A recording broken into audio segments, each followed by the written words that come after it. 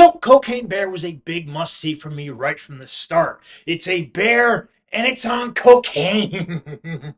If that doesn't scream B movie thrills, then I don't know what does. And for the most part, director Elizabeth Banks manages something pleasing, if not exactly what the trailer made the film out to be. Loosely based off a story that happened in the 80s, where drug smugglers accidentally dropped a shit ton of cocaine that was then ingested by a Georgia black bear. What happened to the bear is far less ridiculous than what happens in Cocaine Bear. The screenplay by Jimmy Warden is clearly inspired by Snakes on a Plane and 90s creature features like Anaconda and Lake Placid.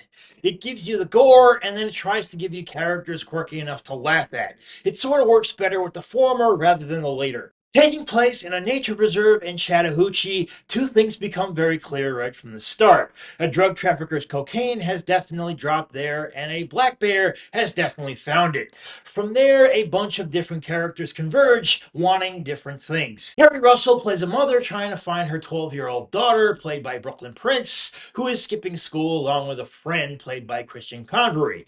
Margot Martindale plays a park ranger. Jesse Tyler Ferguson is the wildlife inspector she has a crush on. Isaiah Whitlock Jr. is a detective sent to recover the coke. And O'Shea Jackson Jr. and Alden Ehrenreich are trying to do the same, though they are dealers working for trafficker Ray Liotta.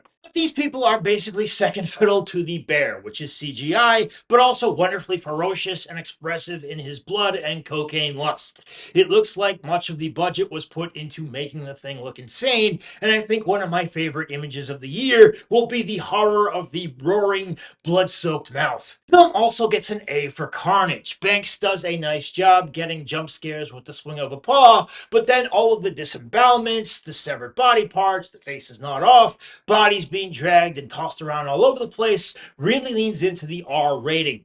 One absolutely perfect set piece involves the bear chasing an ambulance. It's all heart pounding stuff, and the actors lean into the ridiculous of it in the funniest moments. But not so when the bear isn't around. The introduction to all the human characters might be the film at its slowest. Warden's screenplay doesn't do much with the dialogue, though Martindale and Whitlock work best with that.